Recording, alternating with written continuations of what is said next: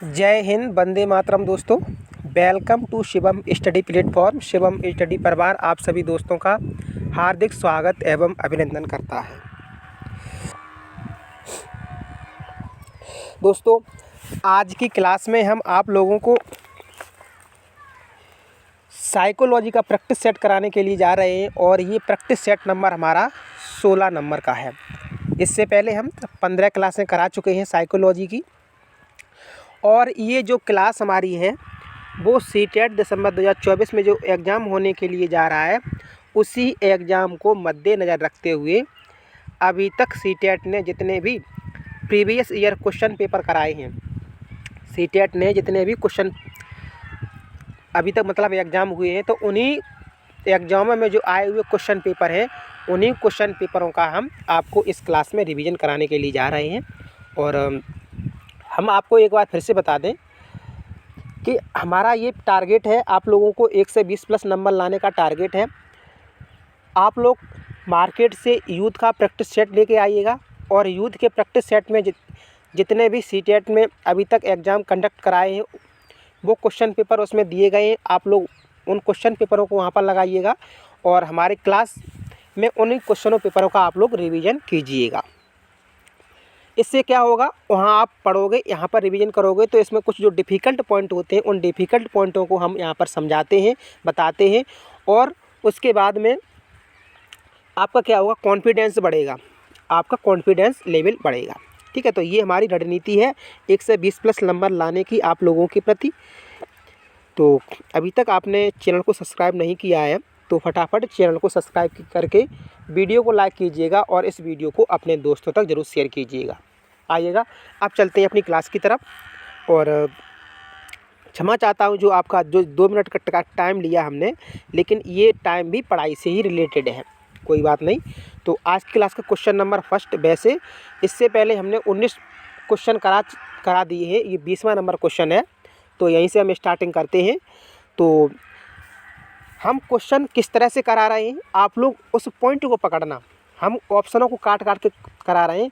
अगर आपने उस पॉइंट को पकड़ लिया तो बहुत ही बेहतर आप लोग प्रदर्शन करके आओगे, अच्छा प्रदर्शन, अच्छे नंबर लेके आओगे, क्योंकि ये ट्रिक है, इस ट्रिक से इसी ट्रिक के माध्यम से हम आप लोगों को क्वेश्चन कराते हैं। देख लेना, बड़े से बड़े क्वेश्चन इसी ट्रिक के माध्यम से हल हो जाएंगे। तो क्वेश्चन नंबर 20 हमारा क्या कह रहा है, अलग अलग सोच वाले पैटर्न उन बच्चों की पहचान करते हैं जो ए ऑप्शन विकलांग है, बी डिसलेक्सिक हैं, और सी सृजनात्मक हैं, और डी प्रत्यास्थी हैं। अलग अलग सोच कैसी है बच्चों की, अलग अलग सोच।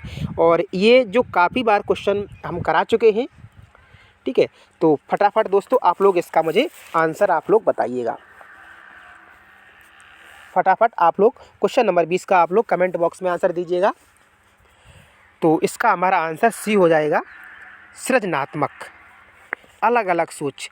तो सृजनात्मक का मतलब हमने आपसे मतलब तभी हम ये बात बोल रहे हैं कि जैसे आपने प्रैक्टिस सेट लेके आ गए और आप पढ़ रहे हो, और नए अभी आपने नया मतलब CDP पढ़ा हुआ है, और यानी कि साइकोलॉजी, तो आपको सृजनात्मकता का मतलब नहीं समझ में आएगा।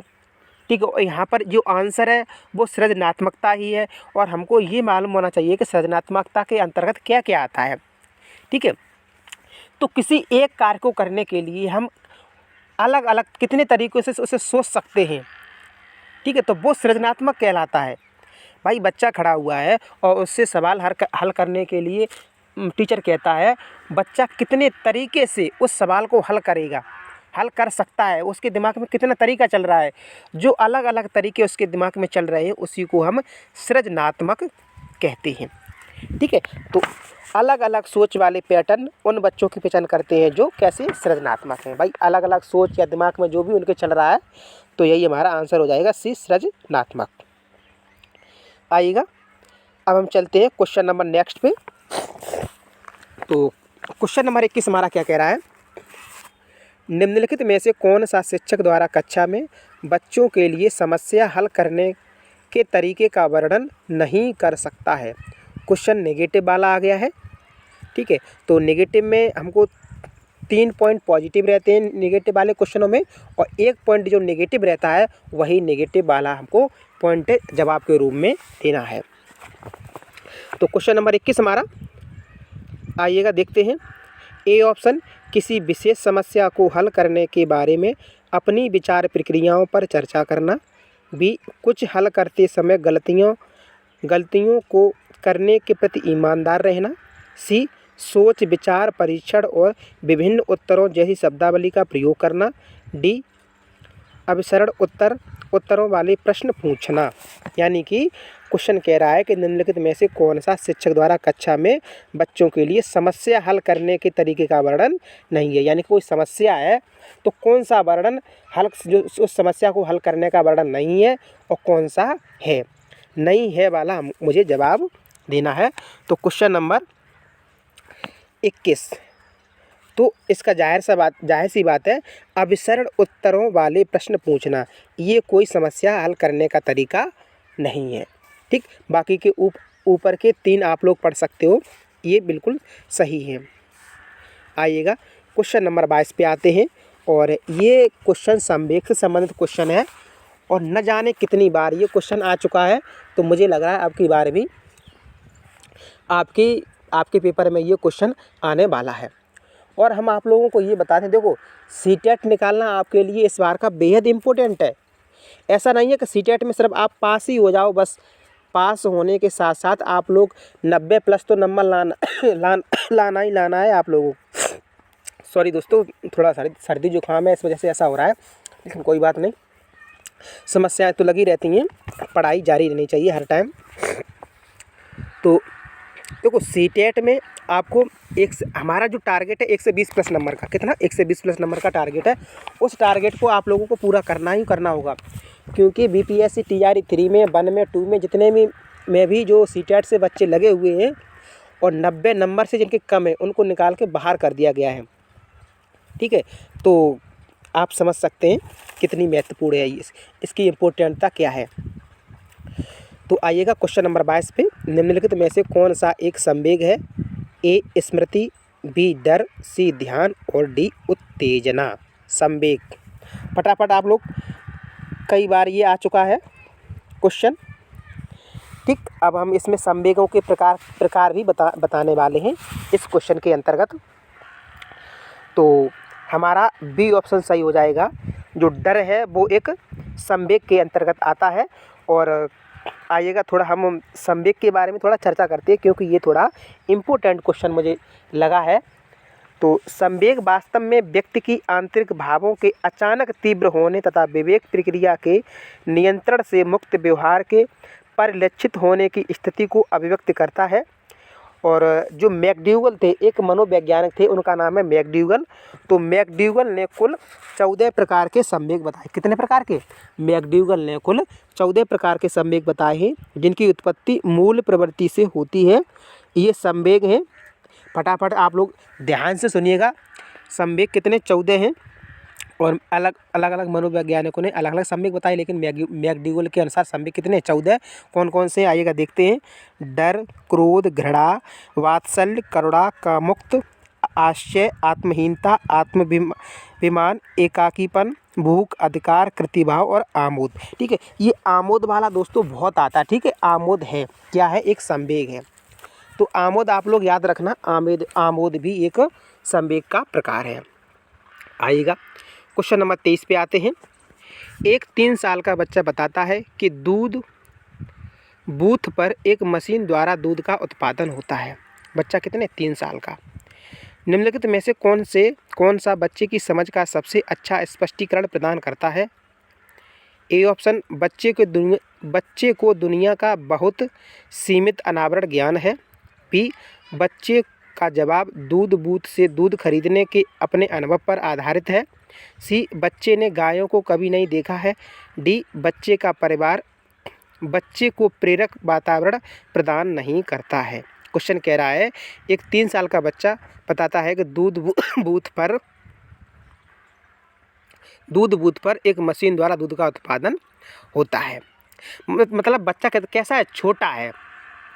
बच्चा छोटा है और वो ये कह रहा है कि दूध बूथ पर जो दूध का उत्पादन मशीन के द्वारा होता है, बल्कि ऐसा तो नहीं होता है, मशीन के द्वारा नहीं होता है, गाय भैंसों का दूध ही जाता है वहाँ पर वही होता है। तो अब उसी के बारे में हमको बताना है कि बच्चे की बुद्धि के बारे में जब वो ऐसा बोल रहा है तो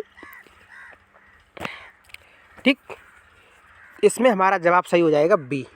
क्यों? बच्चे का जवाब दूध बूथ से खरीदने के अपने अनुभव पर आधारित है। तो कोई छोटा बच्चा है, उसे क्या मालूम दूध कहाँ से आता है कहाँ से नहीं आता। वो डेयरी पे जाता है और वहीं मशीनें लगी रखी रहती हैं, उन्हीं से मशीनों से उसे दूध मिलता है, तो उसको लगता है कि यहीं पर ये दूध बनता है। ये हमारा जवाब सही हो जाएगा। आइएगा क्वेश्चन नंबर नेक्स्ट पे आते हैं। 24 नंबर क्वेश्चन, निम्नलिखित में से कौन सा शिक्षक की भूमिका का सबसे अच्छा वर्णन करता है? शिक्षक की भूमिका का सबसे अच्छा वर्णन करता है। ए ऑप्शन, कक्षा में शिक्षकों की सबसे महत्वपूर्ण भूमिका अनुशासन को बनाए रखना है। बी, एक शिक्षक को निर्धारित पाठ्य पुस्तक का पालन करना चाहिए। सी, पाठ्यक्रम का समय पर पूरा करने के साथ साथ दोहराने के लिए पर्याप्त समय देना महत्वपूर्ण है। डी, आराम के लिए जगह बनाना जहां बच्चे संवाद और पूछताछ के माध्यम से सीखते हैं। यानी कि निम्नलिखित में से कौन सा शिक्षक की भूमिका का सबसे अच्छा वर्णन करता है इन चारों ऑप्शनों में से। दोस्तों, क्वेश्चनों को करने से पहले हमको क्वेश्चनों को अच्छे से पढ़ना है और उसके साथ में उसके चारों ऑप्शनों को भी पढ़ना बेहद इम्पोर्टेंट है।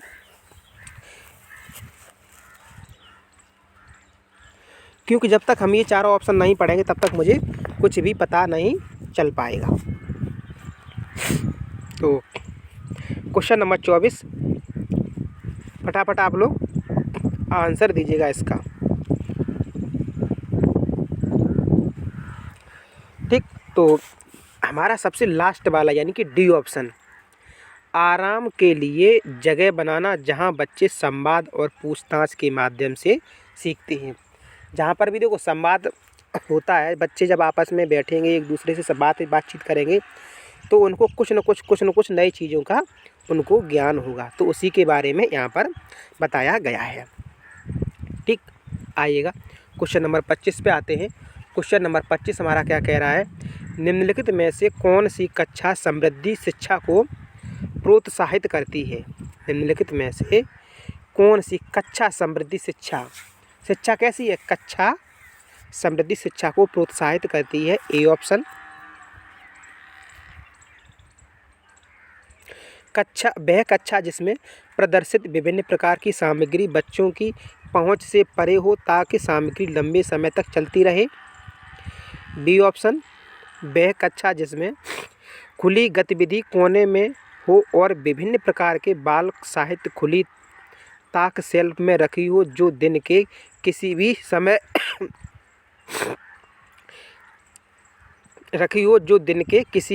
प्राप्त किया जा सके।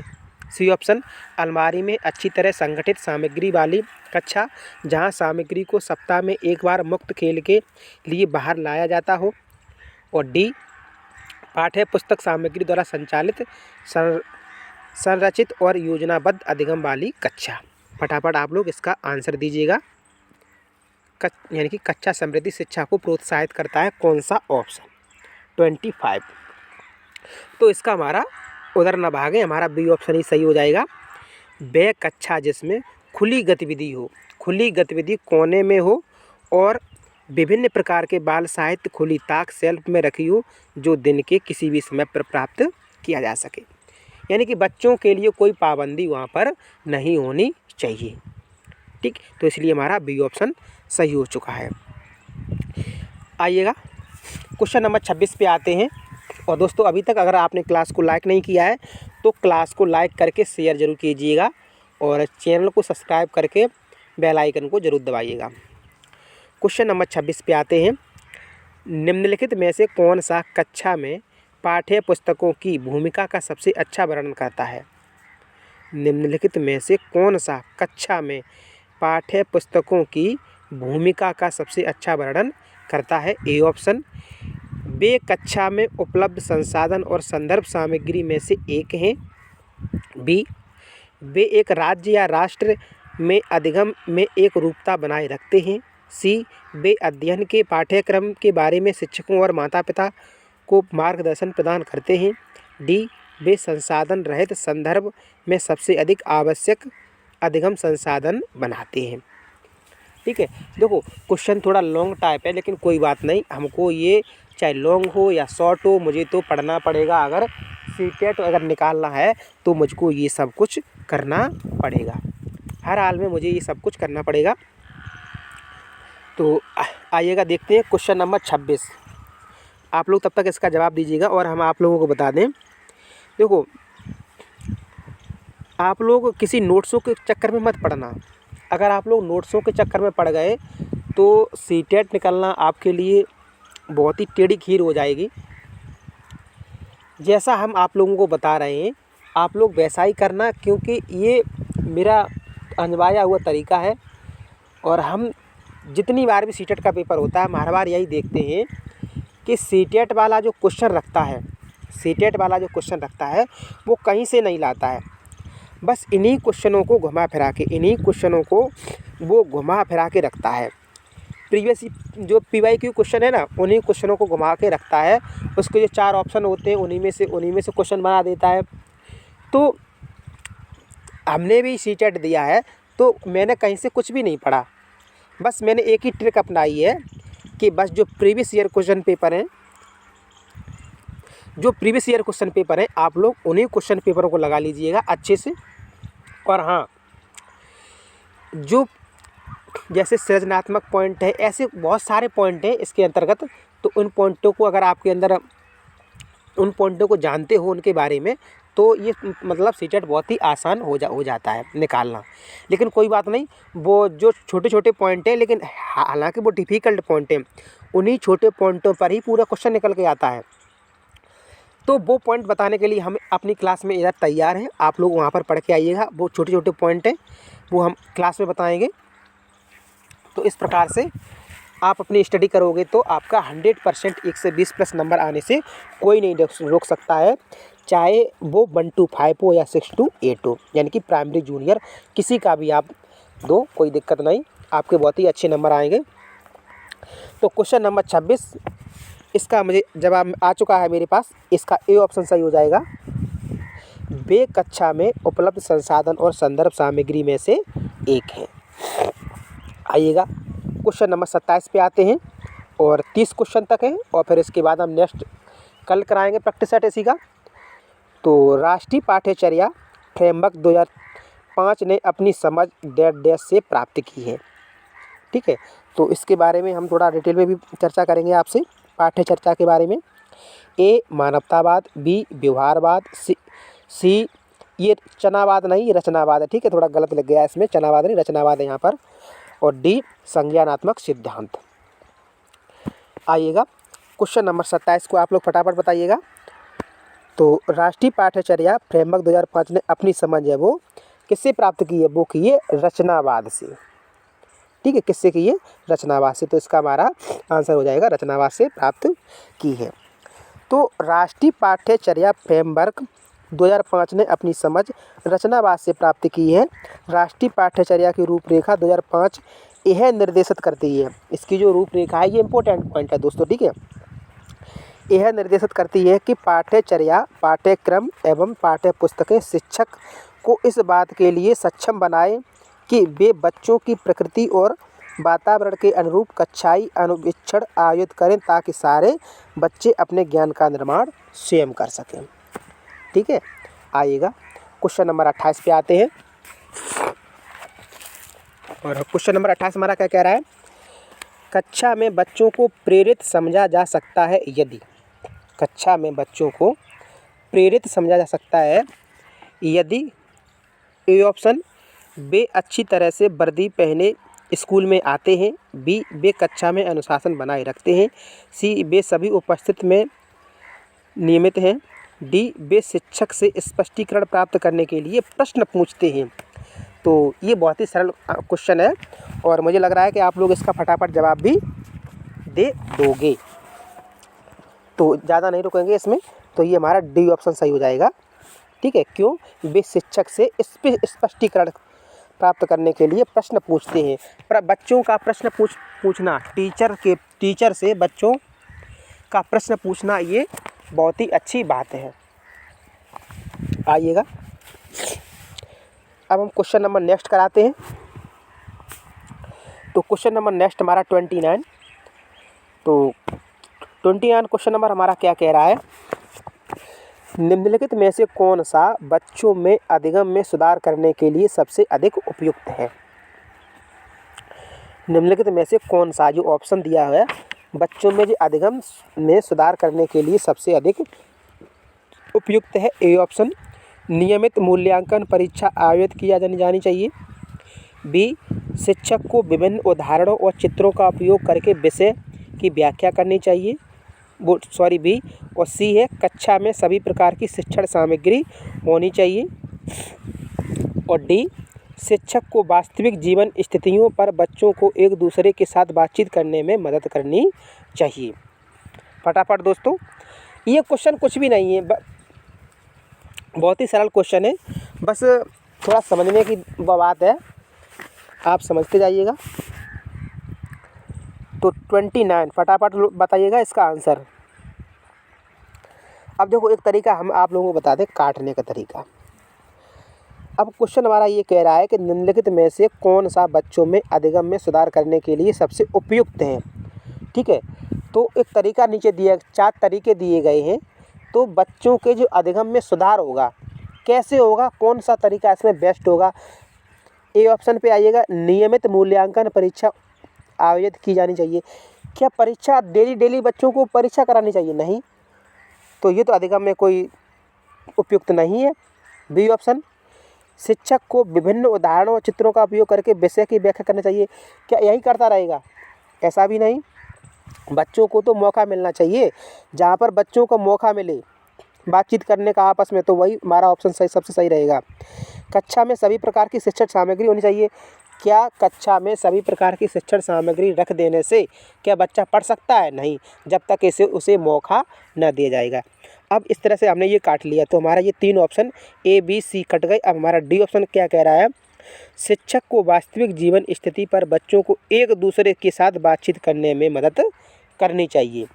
भाई, बच्चे एक दूसरे से बात कर रहे हैं, कोई बच्चा है किसी से कुछ पूछ रहा है, अगर उसने जवाब नहीं दे पाया तो टीचर उसकी मदद कर दे कि ये बच्चा इससे ये पूछ रहा है। तो इस प्रकार से क्या होगा, बच्चों की मदद हो जाएगी और उनकी भी समझ विकसित हो जाएगी। तो ये हमारा जो ऑप्शन है, ये सबसे अधिगम में सबसे अच्छा ऑप्शन सटीक बैठ रहा है। आइएगा, आज की क्लास का क्वेश्चन नंबर 30 है और आज की क्लास का ये लास्ट क्वेश्चन है और आप लोग इसका जवाब दीजिएगा। सबसे पहले हम क्वेश्चन को बताते हैं, क्या क्वेश्चन है? अनुशासन जो अधिगम वातावरण में एक महत्वपूर्ण भूमिका निभाता है। अनुशासन जो अधिगम वातावरण में एक महत्वपूर्ण भूमिका निभाता है, किस तरह की मदद करता है? किस तरह की मदद करता है? ए ऑप्शन, बच्चों को अपनी शिक्षा को विनियमित और मॉनिटर करने के लिए। बी, चुप्पी साधे रहने के लिए। सी, शिक्षकों को निर्देश देने के लिए। और डी, बच्चों को उनके पाठ रटकर याद करने में। फटाफट आप लोग बताइएगा इसका क्या जवाब है। तो डी तो बिल्कुल होगा ही होगा नहीं, क्योंकि ये रटने की बात कर रहा है ये तो, और शिक्षकों को निर्देश देने में कोई बात नहीं, शिक्षकों को निर्देश देने क्या करेंगे, चुप्पी साधे रहने में, ये भी नहीं। तो हमारा ए ऑप्शन हो जाएगा, बच्चों को अपनी शिक्षा को विनियमित और मॉनिटर करने के लिए, ये हमारा ऑप्शन सही हो जाएगा। ठीक है, तो ये हमारा 3 नीचे के 3 गलत हो गए, हमारा ऊपर वाला सही हो जाएगा। तो ये थे आज की क्लास के हमारे 10 क्वेश्चन, 10 के 11 क्वेश्चन हो गए।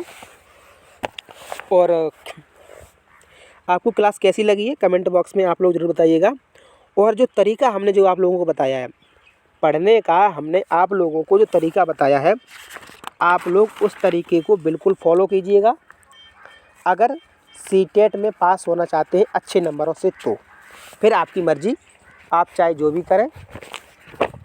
लेकिन मैं चाहता हूँ कि अगर आपने इस शिवम स्टडी प्लेटफॉर्म पे आप अगर प्रैक्टिस सेट लगा रहे हो तो अच्छे से अच्छे नंबर आए आपके, तो मुझे बहुत खुशी होगी। तो इसी वजह से मैं ये तरीका आप लोगों को बता रहा हूँ कि आप लोग यूथ का प्रैक्टिस सेट लेके आइएगा और यूथ के प्रैक्टिस सेट के अंतर्गत सिर्फ और सिर्फ जो सीटेट के जो क्वेश्चन पेपर है आप लोग उन्हीं क्वेश्चन पेपरों को लगाइएगा और अपनी इस क्लास के माध्यम से आपको जो डिफ़िकल्ट पॉइंट है क्वेश्चन करने का जो तरीका है वो यहाँ पर बताया जाएगा। ठीक है, शॉर्ट ट्रिकें बताई जाएंगी और किस प्रकार से ऑप्शन को काट के हम आंसर निकालते हैं वो तरीका आप लोगों को यहाँ पर बताया जाएगा। ठीक है, तो ये सब हमारा पढ़ाने का तरीका है। तो आज की वीडियो में बस इतना ही। और अभी तक आपने अगर वीडियो को शेयर नहीं किया है और लाइक नहीं किया है तो फटाफट लाइक करके वीडियो को शेयर कीजिएगा और चैनल को सब्सक्राइब कर दीजिएगा। मिलते हैं नेक्स्ट वीडियो में, तब तक के लिए love you guys, thank you for watching this video.